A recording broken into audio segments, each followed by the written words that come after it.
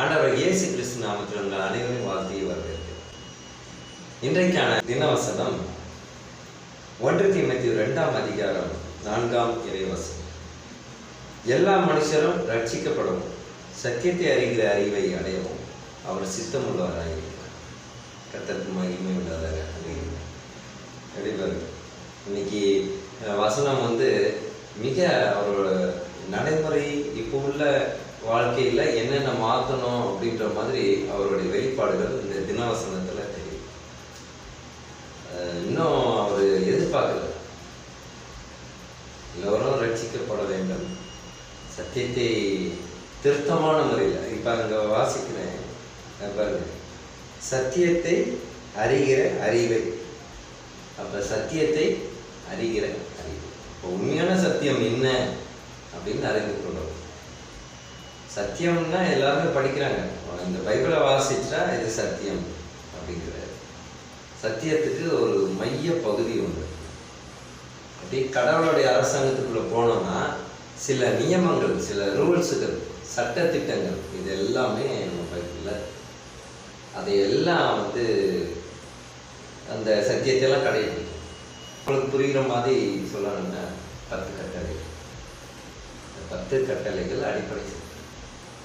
ஆனால் இயேசு வந்த பிறகு இந்த 10 கட்டளைகளோட பிரதான கட்டளையாக 2 கொடுத்தார்.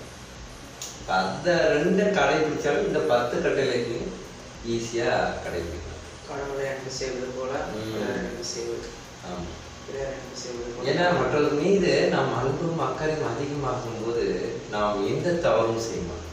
இப்போ நம்ம மற்றவங்க ஒரு உதாரணத்துக்கு உனக்கு பிடிக்காத நான் ஒரு விஷயம் செய்யறேன்னா உன் மேலே எனக்கு அன்பு இல்லைன்னு, இல்லை உன் ஃப்ரெண்டு ஏதோ உனக்கு தொந்தரவு செய்யறான் அப்படின்னா அவனுக்கு உன் மேலே அக்கறை இல்லைன்னு.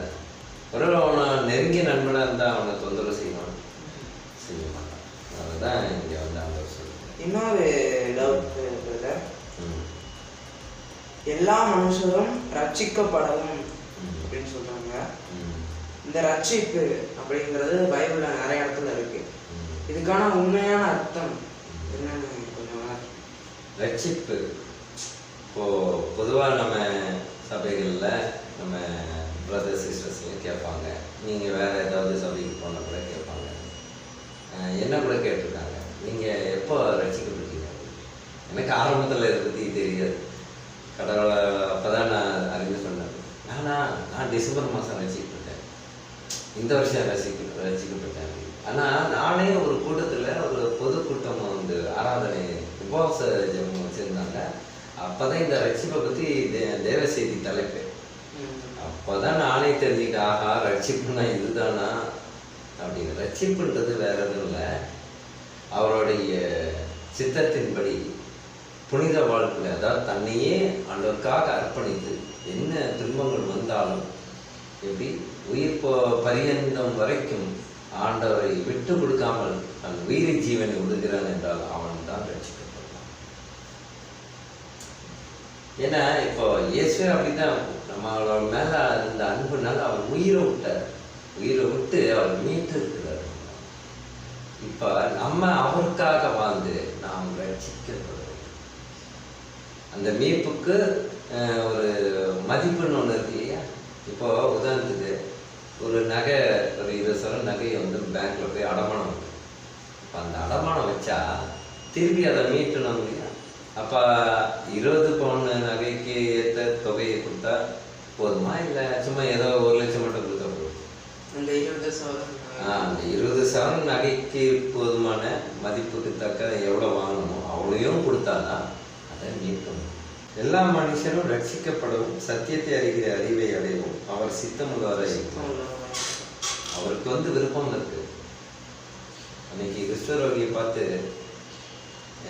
ஆண்டவரே, கிறிஸ்துவரோகி கேட்கிறார், ஆண்டவரே உங்களுக்கு சித்தம் வந்தால் என்னை சுத்தமாக்கும். அதுக்கு ஆண்டவர் என்ன சொல்றாரு, எனக்கு சித்தம் வந்து நீ சுத்தமா. இப்போ ஆண்டவர் எதில் அவருக்கு ஆர்வம் இருக்குது? எல்லா மனுஷரும் ரட்சிக்கப்படணும், ரட்சிப்பு வேணும், சத்தியத்தை அறிந்து கொள்ளணும், சத்தியத்தை அறிந்து கொள்ளணும். அவ்வளோதான். இது 2 தான் அவர் நமக்கு விரும்புகிறார். ஸோ இன்றைக்கு இந்த தினவசனத்தில் ஆண்டவர் நமக்கு கிட்ட எதிர்பார்க்கறது என்னது? ரட்சிக்கப்படவும் சத்தியத்தை சத்தியத்தை அறிந்து அறிந்து என் அன்பான சொல்ல சொல்கிறீங்க. இந்த வசனத்தை, இந்த ஜீவனுள்ள வார்த்தையில் இருக்கிற இந்த முக்கியமான கருத்துக்களை நீங்கள் புரிந்திருப்பீர்கள் என்று நினைக்கிறேன். உங்களுக்கு இது பிரயோஜனமாகவும் இருக்கும். ஏனென்றால் ரட்சிப்பு என்ற வார்த்தைக்கு ஆரம்ப காலத்தில் எனக்கு கூட அதோடைய அர்த்தம் தெரியாது. ஆனால் இப்போது ஆண்டவர் வெளிப்படுத்துகிறார். ரட்சிப்பு இது மறுரூபம் ஆகாமல் ஒருவன் பரலோக ராஜ்யத்திலே பிரவேசிக்க முடியாது. இந்த பரலோக ராஜ்யத்துக்குள்ளே போகிறதுக்கு செலெக்ஷன் ஒரு டிக்கெட்டு தான் ரட்சிப்பு. இதை நீங்கள் நன்றாக புரிந்து கொள்கிறீர்கள் என்று நான் விசுவாசிக்கிறேன். இதோ நாம் அனைவரும் ரட்சிக்கப்பட வேண்டும். பரலோக ராஜ்யத்துக்குள்ளே பிரவேசிப்பதற்கு எல்லா தகுதிகளும் பெறுவதற்கு நாம் ஜெபிப்போமா? ஸ்தோத்திர கர்த்தாவை துதிக்கிறோம். நீங்கள் அன்பு நேசரே அப்பா, உங்களுடைய அரசாங்கத்துக்குள்ளே நாங்கள் வருவதற்கு, நாங்கள் ரட்சிக்கப்படுவதற்கு அப்பா, ரட்சிப்பு என்ற உண்மையான அர்த்தத்திற்கு நீ பதில் தந்தீரே அப்பா. அப்பா, நாங்கள் மறுரூபம் ஆகாமல் அந்த ரட்சிப்பு என்பது கிடையாது என்று நீ வெளிப்படுத்துகிறீர்கள். நாங்கள் ரட்சிக்கப்பட வேண்டுமானால் எங்கள் பழைய சுபாவத்தை கலட்டிவிட்டு புதிய சுபாவத்தை அணிந்து கொண்டாலே வெளியே இந்த மறுரூபம் என்ற செயல்பாடுகள் இருக்காது. அதற்காக நான் கெஞ்சி மன்றாடுகிறேன். அப்பா, எங்களோட பாவங்களை எல்லாம் நீ தயவாக மன்னிக்குமாறு, எங்களை மறுரூபம் ஆவதற்கு என்ன முயற்சிகள் எடுக்கிறோம் அதையெல்லாம் நீ எங்களுக்கு கற்றுத்தர மாட்டோம், எங்களை பலப்படுத்த மாட்டோம். உன்னால் முடியும் மகளே, உன்னால் எல்லா விஷயத்தையும் மாற்ற முடியும். மாற்ற முடியாதுன்னு இந்த உலகத்தில் எதுவும் கிடையாது என்று நீர் அரவணைக்கிறீர்கள். எங்கள் அன்பு சகோதர சகோதரிகளுக்கும் கூட அவர்கள் மாற்ற முடியாமல் தவித்துக் கொண்டிருக்கும் ஒவ்வொரு காரியத்தையும் நீர் இருந்து பலப்படுத்தி அவர்களை மாற்றி சோதனை இந்த விண்ணுலக அரசாங்கத்தில் அனைவரும் பிரவேசிப்பதற்கு கெஞ்சி மன்றாடுகிறார்.